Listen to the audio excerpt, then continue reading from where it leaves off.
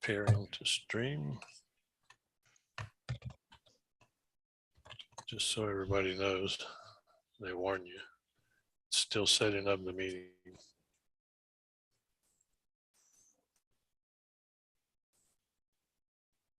Redirecting, so.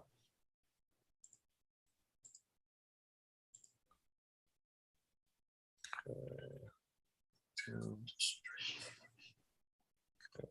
Now we're live on YouTube, so.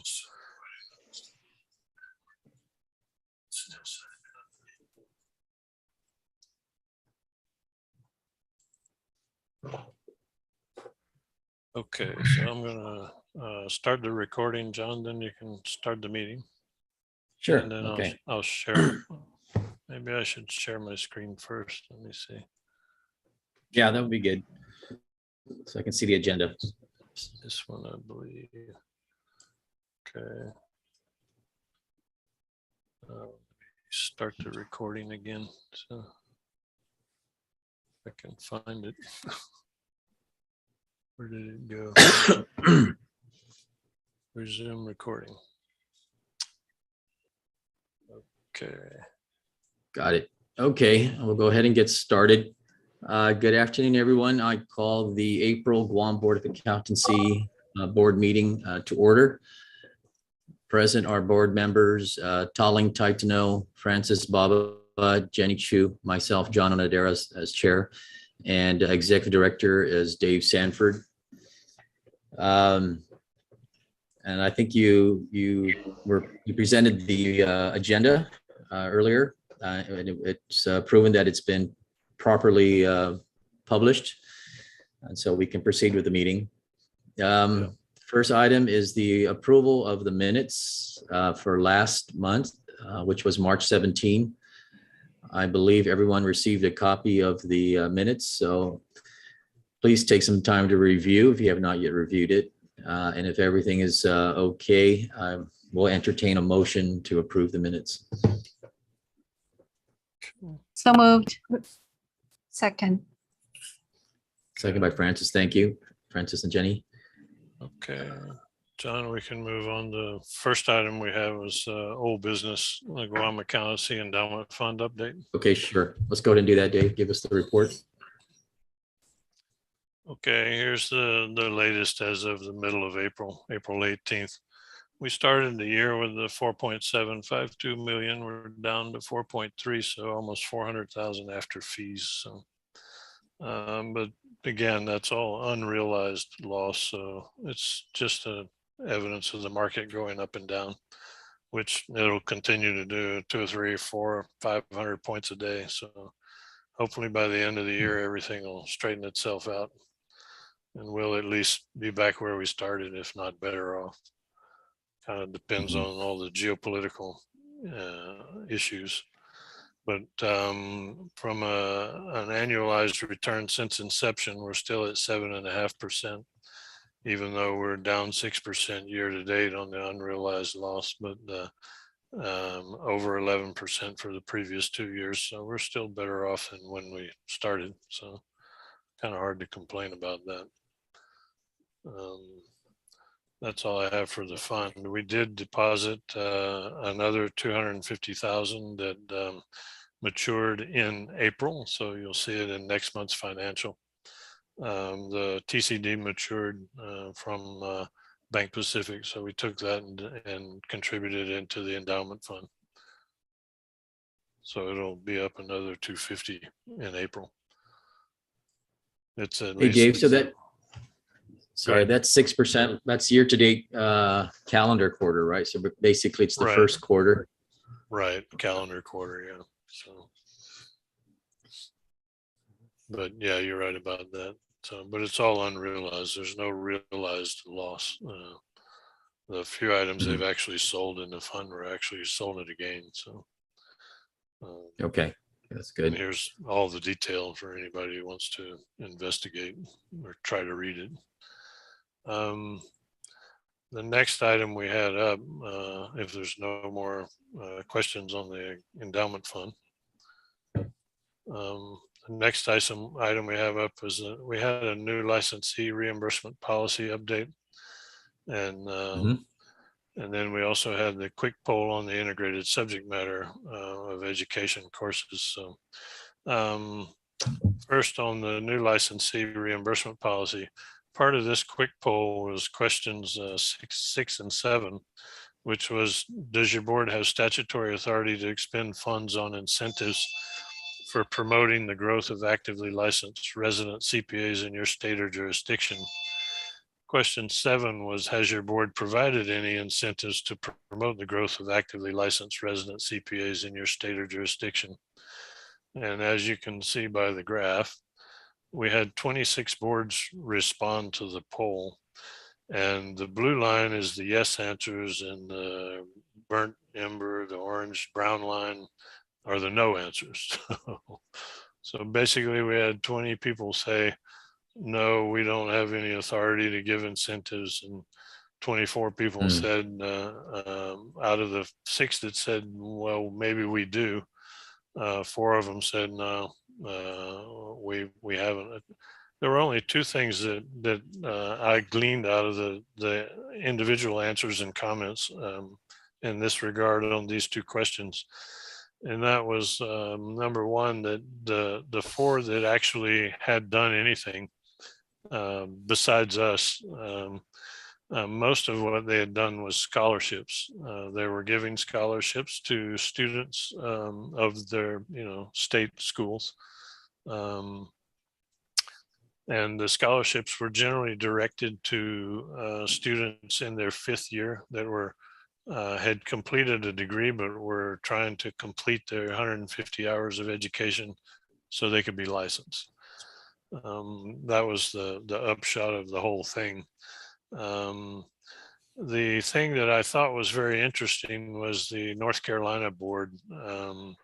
They had, of course, like we did over the years, tried a lot of things, and a number of the other boards had, but the 4 that answered, they had tried different things, but nothing has turned out to be really successful, except for the North Carolina board. And they're saying that what they do is they issue a voucher to the students that are trying to complete their education.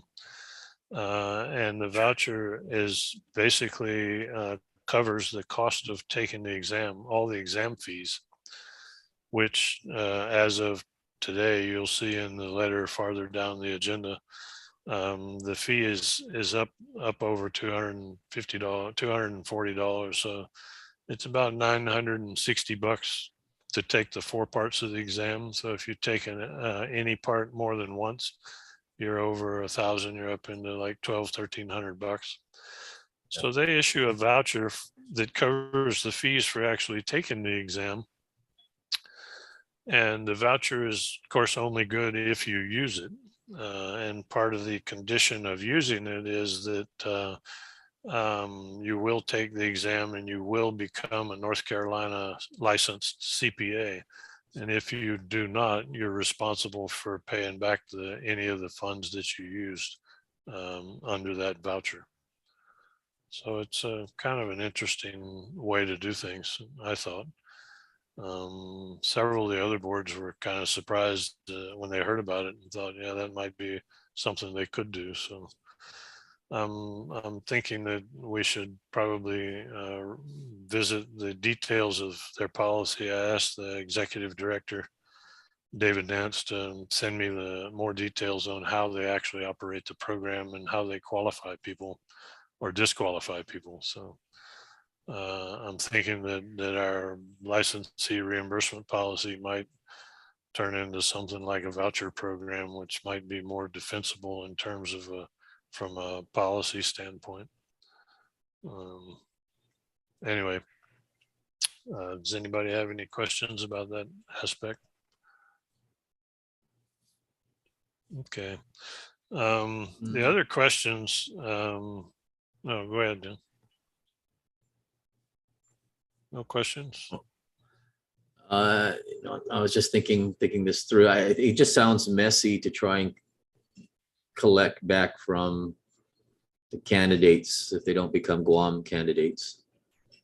That's the part I'm trying to figure out how to deal with. I'm kind of interested in how they've done it and what their stats are on how much they've actually, how successful it's been versus how much they might have lost in not collecting. So, Yeah. you know, And that what could- about those that actually never pass? well, that's part of the thing, I think, is that if you don't become a licensee, you owe the money. So I mean, I think that's Okay. that's kind of the incentive aspect of it. But I'm Because curious about the details. So. okay, I know because our initial thinking was that they once they become licensed, that's the current thinking, right? They become licensed, Right. and then we give them but that's the Right. whole question. It's an incentive. Well, Yeah, chicken and egg. Yeah. So, but I'm expecting him to send me the details, and I'll see him at the meeting next week. So, in Florida, it's the executive director meeting. So, I should be able to get a lot more detail on that. Find out how successful it's actually been and how much it's actually cost them. So, yeah, because Dave, I know we talked about. Sorry, I know we talked about this a lot in the past, and it was more: do we want to increase the number of people taking the exam, or do we want to increase the number of Guam licensees? So right. I think in the end, we were talking about we want more licensees, and I think that's why we tied it to the actual licensing. That's absolutely right. So that's why I'm interested in how his voucher ties all the way up to the licensing to see if it's actually effective or not. So, Yeah. Okay. okay.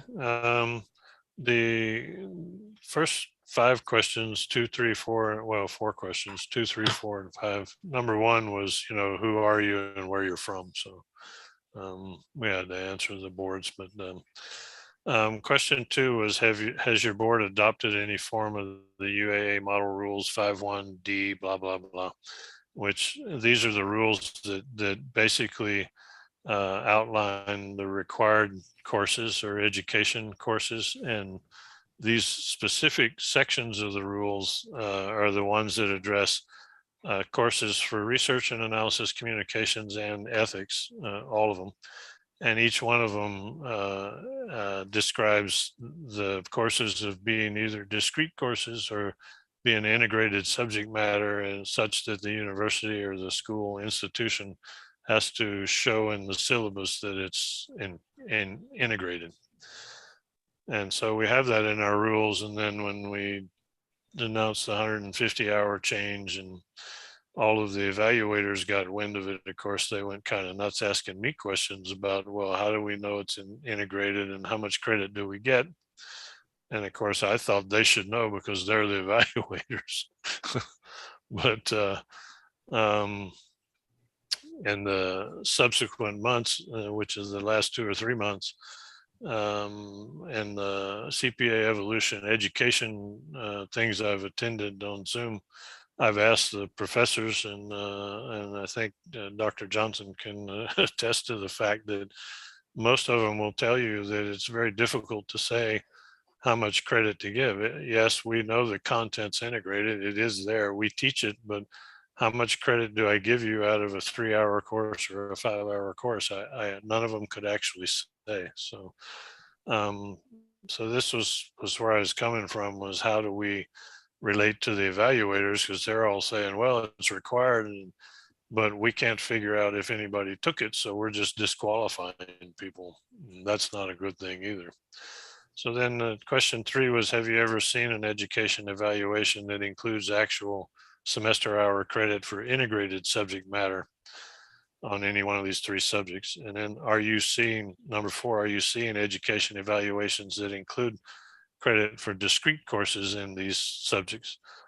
Number 5 was, does your jurisdiction actually require the 2 semester credit hours in research and communications and the 3 hours in ethics as stated in the rules? Again, out of the 26 jurisdictions that responded, you can see the blue line is less than 5. So there were 5 jurisdictions, including us, which leaves actually only 4 that besides us, that have actually enacted these rules in any shape or form. relative to this integrated versus discrete content. Basically all of them except Texas said, no, we don't see it. We've had problems with it. We don't know what to do with it. And now we're going to get rid of it. So that's why I'm going to scroll down here now. And you can see the comments. I want to specifically put this on the record. The executive director for New York sent me an email along with some documents. And the comment that she made was that the New York board does currently have this in its regulations and will be removing it with the upcoming regulation changes. After careful thought and consideration, they felt the coursework needed to be either a standalone course or removed. The integrated approach proved to be all over the map, especially with research and communications. Ethics was more consistent in auditing and business law courses. The two courses of auditing and business law are core courses under the upcoming revisions, so that makes the integrated requirement less necessary. The Missouri board said, we reviewed the UAA model rules and adopted some of the language, but not everything, i.e. they totally left out the integrated course stuff. Illinois said, we had the research and analysis requirement for a few years, but we dropped it due to our inability to clearly define it. And Texas is the only one that says we require the 2 hours in research, 2 hours communications, and 3 hours in ethics. And that can be fulfilled by any of the specific university courses. So they do say, Bill Tracy's the Texas executive director, and he's been there a long time. And he's privy to almost everything that's ever happened in terms of this stuff. But Bill says, yeah, we see it, but you have to go digging through syllabi to find it. And it's very difficult unless you have a pretty experienced and available staff to do it. You're going to have an awful hard time figuring it out. So, but Texas also has a 3-month window on their notice to schedule. So, they're like, you either want to be a CPA or you don't. So no leniency there at all. Typical Texas. But so I'm thinking that in the upcoming rules revision that we need to do, which addresses a lot of other things, we need to address this such that we just essentially remove the references to integrated coursework and say if it's on a transcript as a discrete course, we should accept it, but and maybe as part of the core or the business core, but I don't think we should specify anything about integrated course content in our rules because it's just too difficult to deal with. So that's kind of the upshot of that. Dave, question for you. Sure. If you remove, I appreciate the difficulty of looking at transcripts and looking at syllabi. If you expect somebody to take a specific ethics course, how many of your candidates will potentially not have that? Because I would say if I looked at my state, I don't think there's any university that teaches a standalone accounting ethics course. Right. And I think you could run into a lot of people that would not meet that hurdle. Yeah, I'm thinking that what we would do, Ray, is that if it showed up on a transcript as an accounting ethics course, we could accept the credit in towards fulfilling the 150 hours, but I don't think we would make it a requirement per se. Okay. Like the UAA does. Same thing with the research and analysis and communications. The New York board went through. They had a paper with 7 or 8 universities listed that they had investigated, and these were universities or institutions in New York State that claimed to have a program that was designed specifically to fulfill the licensure requirements for a CPA. according to the UAA. And when they did, they came up with courses all over the place, and every one of them that could count for this or that. And they said, this is just way too much to handle. So that's kind of where they were coming from. And I think I agree with that approach in the sense that if it's a discrete course on a transcript, we can accept the credit for fulfillment of the 150, but I don't think we want to make it as a required course. And they were saying that, well, almost every degree requires some level of communication, coursework, written communications, just to get the degree in the first place. So that's kind of covered there. And there's actually, from what I understand now, not very many states that actually require a specific ethics course in accounting, accounting ethics or business ethics. There's a few, but not very many. And I'm with you. I haven't found a whole lot of universities that actually have one. Yeah, Yeah, I think general ethics. I think Texas is perhaps the one state that does.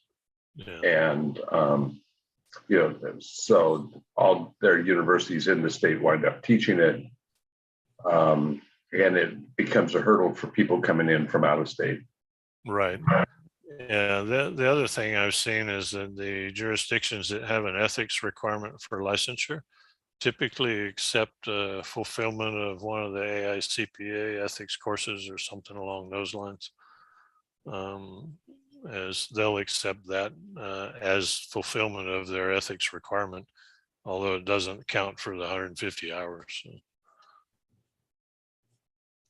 that's the only other thing I've seen about ethics being required for licensure. So, does anybody have Ray, does UOG have a specific ethics course? It does, yes. That's right. Okay. And it's part of the required 30 accounting hours. Yeah. Okay. That's the course that everybody uses to improve their grade point average. Oh yeah. Okay. That's the one. So the question is it really an ethics course? Or is it a lesson in ethics?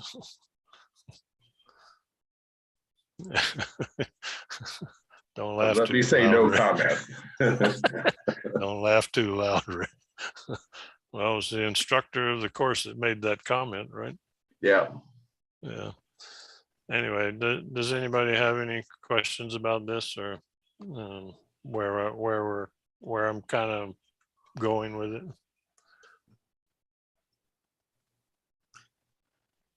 Okay. Makes sense to me where you're going, Dave. Okay. Then I'll basically, once I get I've got other things to write up with the rule changes, especially relative to the hearing stuff we had. So once I get all that together, then we'll go through the approval process for that. So, but that's where I'm going, and that's what I'm going to advise the evaluators. So the next thing we had is the old business was the invitation for bid on the lease of office space update. No telling if you have an update on that.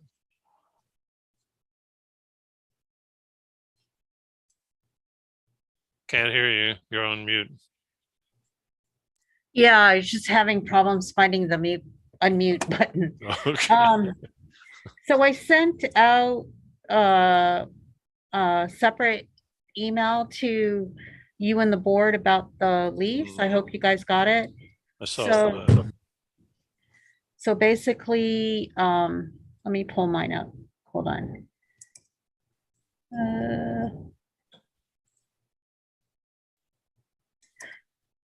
So on February 28th, we advertised and released the IFB for the lease.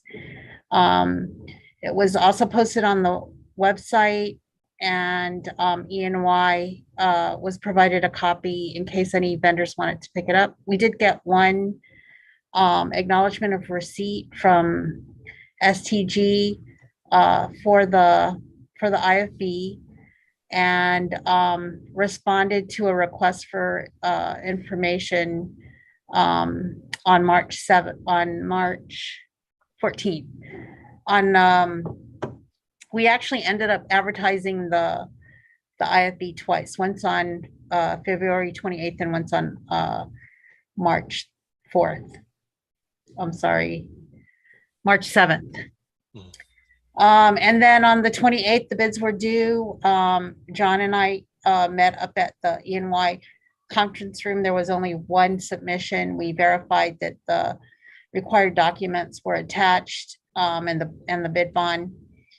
And the bid came in at $2.06 per square foot, which was about 26 cents more per square foot than the current contract. The OPA study in FY 2015 had the average rental cost at $215. So I believe that the bid to be fair and reasonable, and I recommend that the Guam board award the lease bid to STG and issue a notice to proceed, followed up with the purchase order for the initial 3-year term. And I gave you all the documentation, and I'm happy to answer any questions. Okay, thank you, Tali. So I guess we can just, the floor is open for any of the other board members to have any questions, ask any questions or any comments.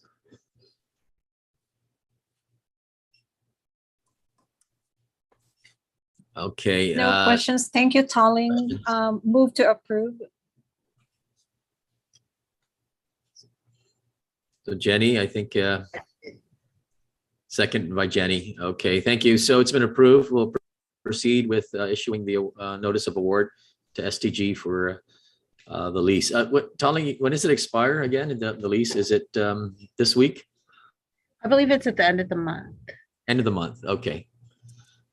Okay, so we definitely have time. Yeah, I think I gave you a draft notice to proceed. I'll resend it if you'd like me to. Yeah, no, if you send it to me, I'll just need to check my email, have Okay. it done as soon as possible. Okay. And then if you like, I'm sorry I didn't put it on the agenda, but I can give you a brief on the request for proposals for the administrative services for the board. I don't know. Can we, it wasn't on the agenda. I know it's, I'm not sure what the rules are, but it sounds like if it's not on the agenda, we can't discuss it. We're not going to vote on it. Yeah, I'm gonna vote, I think we could discuss it as long as you don't take any action, because Okay. Okay, anyway, you're just giving us an update, so that I think Yeah. that should be fine. So I've been working with the AG's office, Marlon Aguilar, I believe. You know, we've been going back and forth. There's a lot of documentation involved. She, you know, went through the draft RFP and the draft contract and, you know, gave me some feedback so that we would follow, you know, their template. So she finally approved the document. It was published on April 4th, and I believe there was a second advertisement on the 18th. It's also on our website, and it's at E&Y for pickup. The deadline for the submission of questions is April 25th, and the deadline for the response is May 14th, and the deadline for the submission of proposals is the 31st. We've gotten one acknowledgement of receipt to date, and you know, I anticipate that we'll get at least one proposal, and then because this is a service, we should be doing a contract, which means that we need to get the AG and the governor to sign. So because the AG is already taken a look at, you know, the documents, I think that it should be fairly smooth. Similar to the packet that I've sent you on the lease is going to be the information they'll need to get the contract through the door. So if you guys have any questions, I can answer that. But that's it for the update. Thank you. Okay, thank you, Tolling.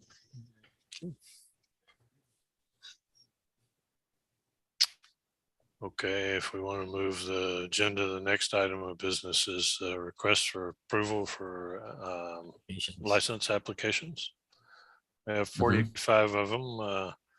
Nobody from Guam this time, but interestingly, we have a few from Hawaii. So, Move to approve. yeah, There's Second. no issues, right? Second, okay. yeah, So all approved. yeah, no issues. Everybody's fine. So that's 45 new licensees. So then we'll move to the NTS extension request. We have one that we consider appropriate. This guy is Filipino. He's in the Philippines, and he kept trying to get a visa to come and test since 2021.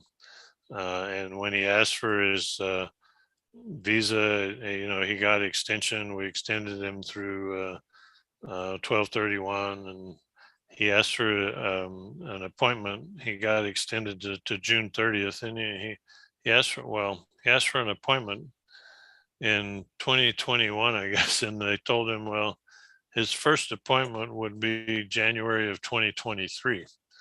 And at that point, he's like, well, wow, what am I going to do? So he waited, and then they just recently told him that they moved up his appointment to May the 12th for the visa to come to Guam to test. So he's asking, can we extend? He's passed 3 parts back in 2021 sometime, and he only has BEC left to take. So he's asking if we would extend his credit for the previous 3 parts that he passed, because he hasn't been able to test until now, and he wants his extension to June 30th of this year, which is what, less than 8 weeks. And so I have no problem with that, because we've extended all the other people that couldn't travel to June 30th, and we've given that as the drop dead date for extensions to everybody. So I have no problem giving him the extension to 6/30, and he's hoping to get his visa and come. He submitted 10 pages of paperwork with his visa and his request and everything else. So I think the guy's making a valiant effort to get done, frankly. And if he's only asking to June 30th, then I'm pretty sure he intends to pass it as soon as he can take it. Okay. So unless the board has any objection, we'll go ahead and give him an extension to the June 30th. So, I'm fine with that. I don't have any objections. okay. So anybody have any questions? He had several emails and copies of his visa paperwork, and in September 21, they told him your first appointment would be in January 2023. Wow. That kind of killed his initiative for a while. But he got fortunate and got moved up to May of this year. So he's really hoping to get here. He previously was on Guam. He worked for landscape management, and That's then good. that was prior to COVID. So that's how he passed the 3 parts already. So yeah. Okay, the next thing I have is I just wanted to, excuse me, everybody to notice that Ken Bishop was instrumental in giving high priority to the fix that we needed to make for the Taiwan candidates, with their address being listed as Taiwan province of China. Yeah.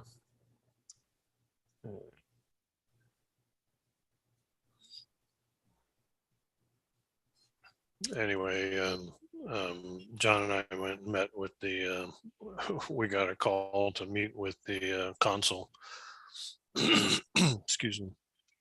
So we went and met with him, and he was very nice about it, but he did make the point that we should get it fixed, because it's been 6 months already since they first told us about it. what happened was NASBA had the CPACE application was taking the application, and every time you put Taiwan, it automatically filled in the country as Taiwan, a province of China. And I have no idea how that got in their system, but it did. So they had to actually do some database programming to get it fixed, but they finally did. So Taiwan is back on track now, and we're back in good graces with the Taiwan consulate. Okay, that's was- good. He was threatening to protest to the State Department. But he was very nice about it. Actually, we had a very good meeting there. And Taiwan is a very good friend to Guam. Mhm. They have several sister city relationships with villages on Guam, and they do send a lot of candidates to the test center when they can travel. So we're hoping that'll pick up. You guys look like you're in uniform. Yeah, we had the joke about getting the memos, but hey, you know, we do with two accountants and a consul. We're all conservative, I guess. Yeah, it was interesting. You know, we went inside to the office, and he emphasized that inside, once we step inside, it's Taiwan property country. U.S. cannot do anything. Yeah, he actually said that he was tempted to hold us there until we made the fix. I was like, why are you Legal- telling us this? Legally, he could have. Basically, yeah, something could happen to us, and the U.S. can't save us. Nope, you'd have to go to the State Department to get us back. I'm not sure it'd be much help. I think he emphasized also how secure his office was. Right, he had cameras, he had very. locks. Very. You can't get in the door, and even if you get in the door, you're only in the lobby, which is here. But they were very nice. I mean, they Yeah, they're served very us nice. coffee, and you know, yeah, it was an experience to say the least. Yeah, Dave. Anyway, the next thing we have is the fee implementation letter from NASBA, and that's what's coming here. This is the implementation of the exam fees for 2023. It takes effect in January officially, but you know, because of the way things are billed and paid and processed, our change is going to take effect in October of this year. But basically, what you're seeing here is that the fees, the AICPA is getting $120 per section. Prometrics fee is now up to $84.84 for the test fee, and then the security fee is still the $6.31. And NASBA's getting $27 now. The Prometric fee changed for 2022, while the AICPA and NASBA fees remain the same. But I think it's been maybe 2 years since NASBA and AICPA upped their fee. But the total now per section is $238.15, which is about $953 for 4 sections. And the majority of candidates take at least 6 sections total on average. So you're looking at a cost of probably around $1,400 in fees, which is a little less than the $1,500 we were thinking about reimbursing the new licensees. So if we were to give vouchers, it would be basically for this testing fee plus, you know, maybe the license fee, but we'd have to determine how that works. Anyway, just so you know, this is the fee, but every time it's changed, we've never had any real complaints from anybody. I think it's not necessarily expensive compared to some of the other professional exams. So there's no questions there. How much is the fee right now, Dave? I think the only thing that changed was Prometrics fee, and it went up about 5%. So it's around $220 something a section, I think. I forgot to look it up, but I think it's like 228 or something. The Prometric was the only fee that went up, and they get an annual cost of living increase, which is usually somewhere around 3 to 5%. So Okay, so it's still reasonable from a candidate's perspective, right? right, yeah, the candidates have never complained about the fees here. I think if you take the bar exam, some of the other things, the cost is probably more or less equivalent, close to the same, or even a little more in some cases. But, we've never actually had a complaint from any of the candidates. Okay, thank you. Okay, okay. The next thing we have is the exam infrastructure changes, and I've got the whole shebang in here just so that we have it for the record. But the things I wanted to cover, there's several things happening, which is assessing the research and related critical thinking skills differently, replacing Excel, removing the written communication task, and eliminating the multi-stage adaptive questions, the multiple choice questions. But the details I've kind of highlighted down here, so we'll just kind of run through it.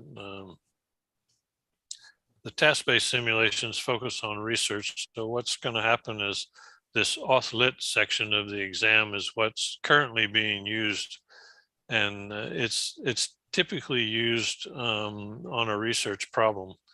And what happens with the research problem is that they have to look stuff up and find the citation of a specific piece of literature. And this auth-lit application they have built into the exam is one of the things they've determined that causes restarts, and they get candidate complaints about how the search engine works. So they're wanting to remove this part and then have the focus on research of be identifying issues, analyzing facts, determining responses, kind of like the critical thinking skills that Ray's got built into his curriculum for auditing. So the replacing the Excel spreadsheet with Java is based on the fact that number one, Excel's in the exam, it's only used as a scratch spreadsheet. You're not required to use it to complete items. They do give candidates access to calculators or spreadsheets and stuff. So there's no real necessity for Excel. They tried using it because so many people were familiar with Excel, but because of the fact that it's broadly designed to be a collaborative system, it's very difficult to lock down the security. So from a security standpoint, they have issues, and they lock down so much of the functionality of Excel that when the candidates are using it, they're complaining that it's not really Excel, or why can't we use all these power features that we use normally in Excel? And it just makes for a negative experience for the candidate. And then there's a problem because Prometric is moving to the cloud infrastructure for their driver for the exam delivery. And the online version of Excel is not viable because there's just no way to lock it down from a security standpoint. So what they've come up with is an application called Spread.js, which is a JavaScript version of a spreadsheet. And the positive is that they can embed it in the exam driver, and it will be available on the sample test, which Excel is not available to the candidate on the sample test like it is in the exam because of the lockdown. So Spread.js will be available in the sample test, just so they'll be able to take the sample test and see exactly how it'll work in the exam. And then they also believe that it will reduce exam restarts because they're beginning to think that a lot of the restarts are due to Excel issues and trying to lock down the APIs. the reason that Spread.js is better in the sense of being embedded in the exam is because it's essentially modules of code that you can use to JavaScript code that you can use to perform mathematical functions and other types of spreadsheet functions. But each one of them is an independent API, meaning an application programming interface. So when you need it, you can embed it in a section of the exam, and it's just a call within the exam programs and the driver itself. It's not an external function that depends on going in and out of your program, which is where sometimes if you lose a handle connection in the programs when it's doing that, that's what causes your restart. So I've looked at the Spread.js, and if you look at the website, it's very techy because it is techy, but from a programmatical standpoint and from a assembly standpoint, it's a lot more suited to doing what's needed to be done with the exam spreadsheet wise than Excel is. The written communication task is going to be removed. We were presented a session by the psychometricians and from the AICPA about this, and they're basically saying that it doesn't provide an assessment of content accuracy, so it really only assesses the fact that they can communicate. But it doesn't do that very well, and it takes up a significant portion of what they call the exam real estate for assessing higher priority and relevant knowledge. And the value compared to the cost is limited. So their feeling is that it also will remove a delay in scoring because most all of the written communication task is actually scored manually. They tried to score it mechanically, but they have some issues, and what they've determined is in a lot of cases the scoring is I don't know what their term for it is off, I guess. So they wind up looking at it manually, and they were saying that after doing an analysis of how this one particular task affects the grades of people taking the exam, candidates passing or failing the exam, it affects less than 1% of the entire candidate population. And by and large, it has no real effect on their grade one way or the other. So their feeling is that the fact that it affects such a small number of candidates and it's so difficult to score, which makes the cost high, they're feeling that they get back a good bit of what they call exam real estate, which is their ability to add other items into the test for the task-based simulations that don't take up this amount of time. So that's why they're getting rid of it. The next thing they have is the eliminating the multi-stage adaptive testing and the multiple choice questions. So they started out with this because it's, it was a good way when they launched the exam to reduce the exposure of the multiple choice questions and provide reliability of the assessment, because it was essentially adaptive, meaning that it starts out giving you a medium level, a medium difficulty question. And if you answer it correctly, it might give you a higher difficulty level question. And if you answer it incorrectly, it'll give you another medium level, that kind of thing. But over time, the score weighting decreased from 60% of the exam to 50%. And they feel that eliminating the multi-stage adaptive process actually eliminates a lot of complexity in assembling the exam and in the software maintenance and testing. So they don't believe it'll have any impact on the candidate experience because of the reduced score weight, and there's no impact on the reliability or validity of the scoring. So So they're going to reduce the difficulty here in terms of just the multi-adaptive portion of it. They still have the MCQs, they still have the validity, the measurement. The psychometricians say it basically has no effect. So that's where they're going. So, and then they have the sample test consolidation, which is the sample test to familiarize candidates with how the exam works, the format, features, and functionality of just taking the exam. It has no training in terms of studying for the exam or anything like that. It's strictly relative to how you take the exam on the computer, what you have to click, those kind of things. And right now they have a different sample test for each section of the exam. And each one of those sections tests does not have Excel built into it the way it's built into the exam. So you're not getting a real experience if you have to use Excel in that process. So they're planning on consolidating all 4 sample tests into one about the middle of 2023, next year, July.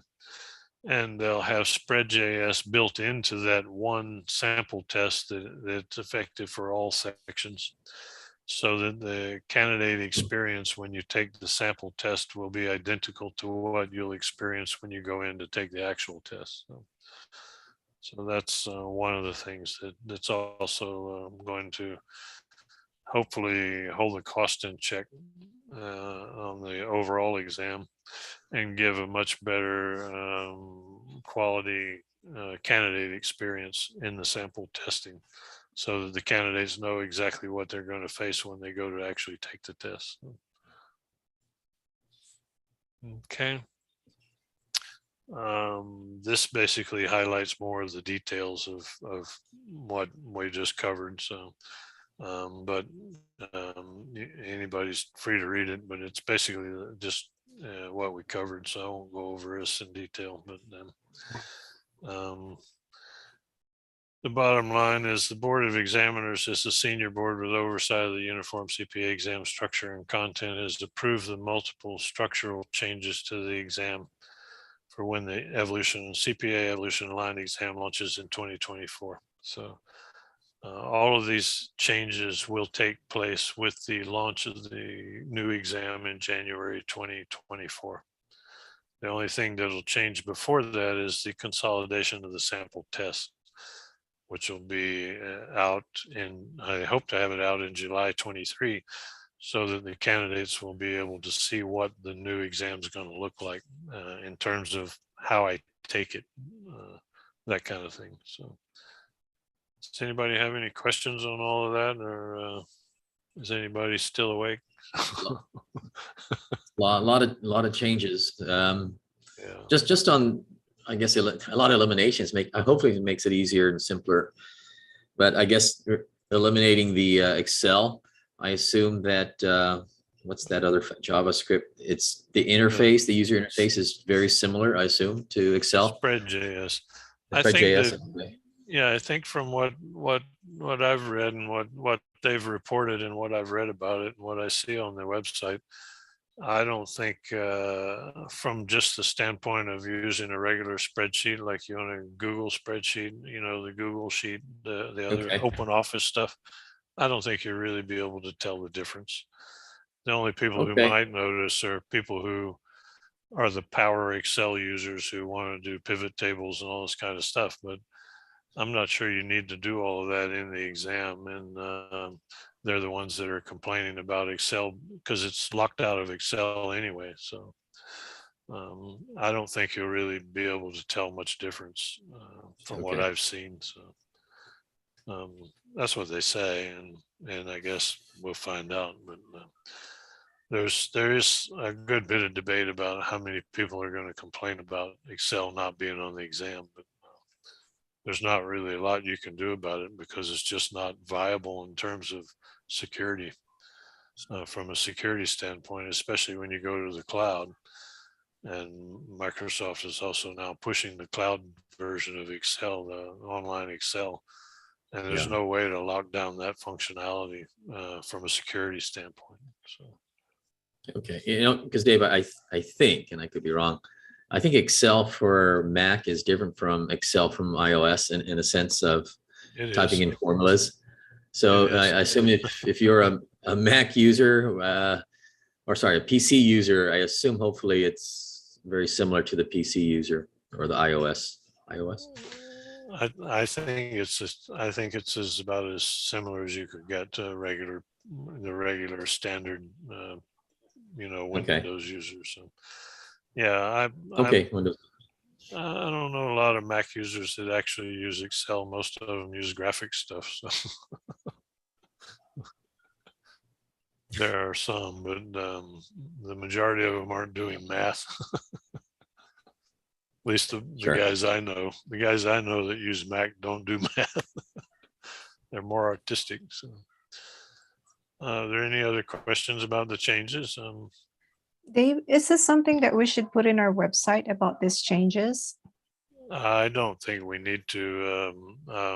It was announced and sent by the AICPA, but it's on both AICPA and NASBA have the path this way to CPA thing, and all of the changes are being announced to the candidates and they're being on their websites. So I'm pretty sure there's a candidate exam booklet, and they've been pushing emails to the candidates also. The survey that they did about 4 months ago came back with the fact that about 60 to 70% of the student or candidate responses said that they are aware of the exam being changed. And, so the awareness was already out there. So. Okay, so as I long can- as, yeah, Yeah, I can follow up on it. So just to find out. But yeah, I guess we can post it on the website if we wanted to. So I can put it there. yeah, maybe just a link. It's just a public service to candidates that are sitting for Guam. I just, Right. something to consider. Okay, I can do that. All right, thank you. Any other questions? Okay, you want to move on to the financial summary? Yes. Okay, it's still estimated because NASBA's the accountant that they've had for a couple of years changed, so they have a new girl, and I guess she was in training. So I got the I got the January data. Then I was looking for the February data, and I had to get it yesterday, and then I finally got some CPACE data this morning. But our estimate was my estimate was only $80 off from the actual, so that's not too bad. So for February, but for March, still don't know, but I estimated the same amount. So I think we look pretty close. But basically, from an application fee standpoint, I think we're going to go over a little bit. Of course, the test center we didn't budget. The certification fees look like they're going to the new licensees. They'll exceed the 135, I believe. And the individual licenses, I'm pretty sure we'll reach our 260 goal. So overall, I'm confident that we'll make our 500,000 budgeted revenues. And expenses we've so far been able to kind of hold the line. So if you take out the $1 million contribution, then we're basically 44,000 in excess revenues to date. And I'm thinking there's a few more expense items to come through the NASBA dues and stuff, but I'm thinking that we'll probably wind up with somewhere around 50,000-60,000 in excess revenues for the year, which is not bad considering we have basically zero test center revenues. So that means for this year and last year, we will have essentially operated on our own without any test center revenues, which is a good thing. So I don't see any issues with that. We still have, like I said, the 758 here in TCDs, but 250 of that matured in April. So that next month it'll be down to the 500. So, but we still have 700 total in the bank. So I don't think we'll have any issues in that sense.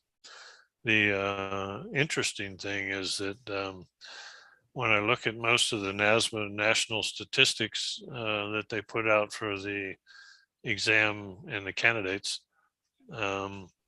most of them are showing a decline, a continued decline in candidates and revenues, exam revenues from this year versus last year. We seem to be showing an increase. This green line here is our candidates for this year versus the pink.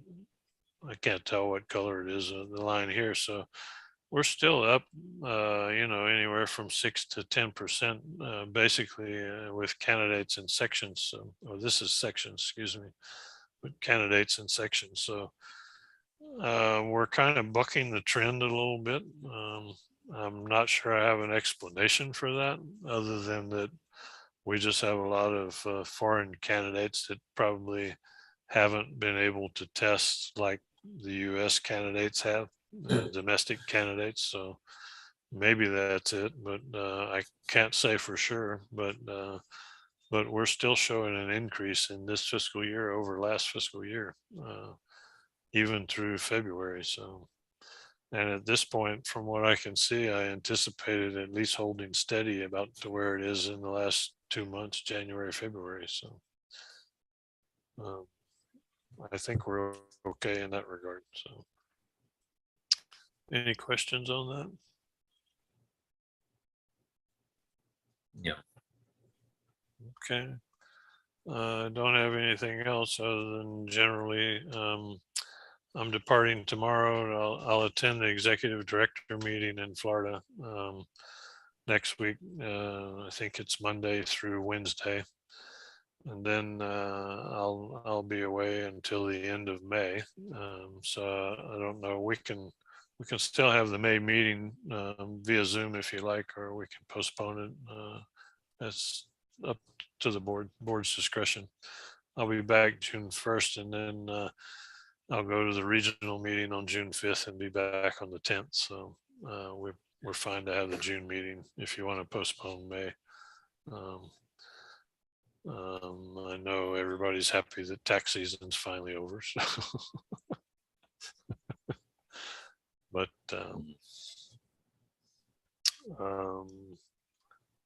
I'll be also attending the AICPA council meeting in Texas while I'm gone. So it's 2 weeks after the NASMA meeting. So I'm still the council rep, even though we have I'm no longer the president of the society, but we have a new rep. So I'm still the council rep for another year or two. So. Who's the president? Is it back to Jerry? Oh no, Errata-san is the president now. Yeah. Errata-san is Okay. the president, and Nino is the vice president. So. Oh yeah. Okay. But I think if I remember, we have 2-year terms now. So.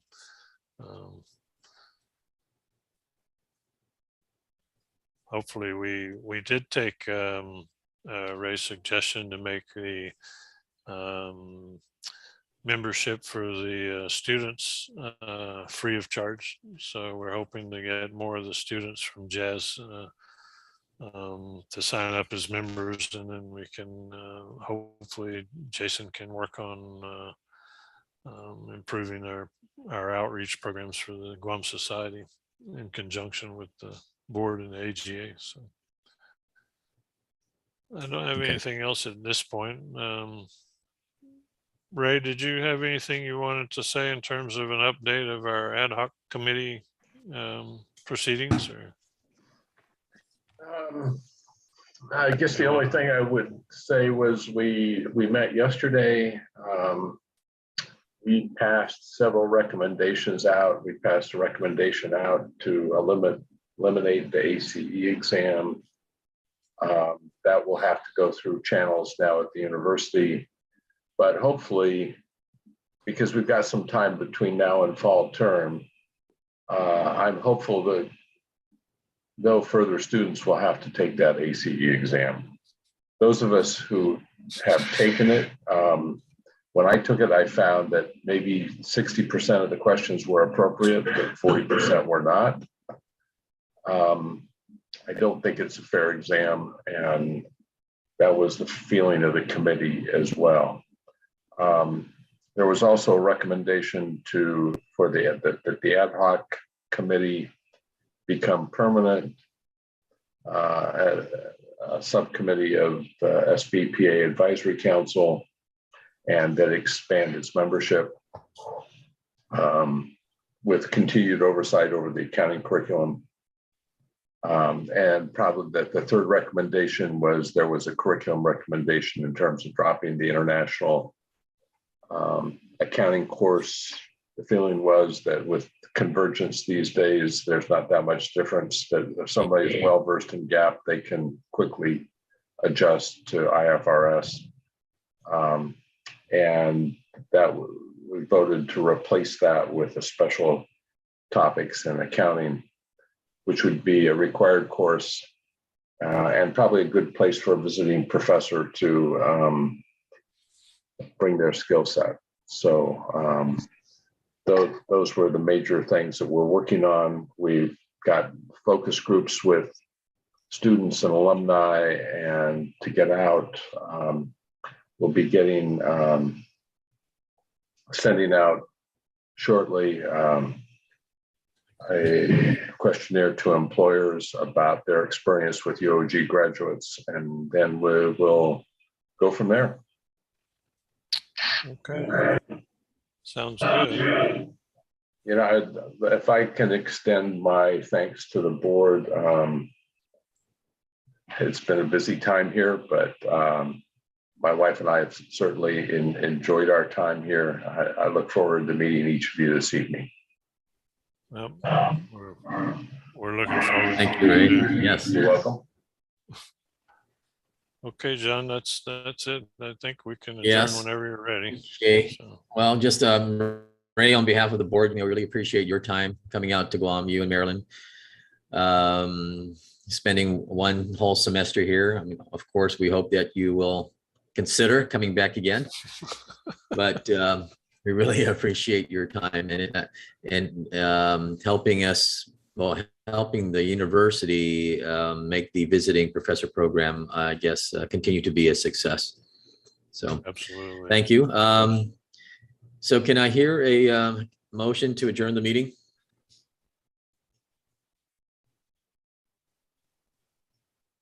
I guess, Everybody's on mute. So moved. Second. Second, okay, so meeting adjourned. Thank you. And Thank we'll you all.